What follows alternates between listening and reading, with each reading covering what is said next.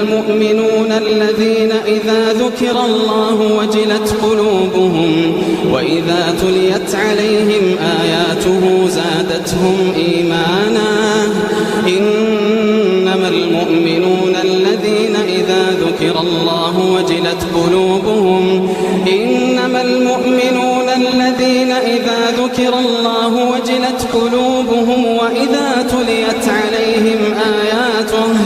وإذا تليت عليهم آياته زادتهم إيمانا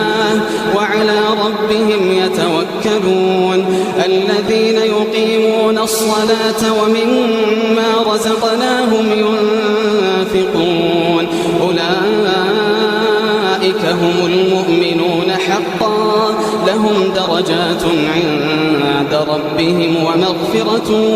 ورزق كريم.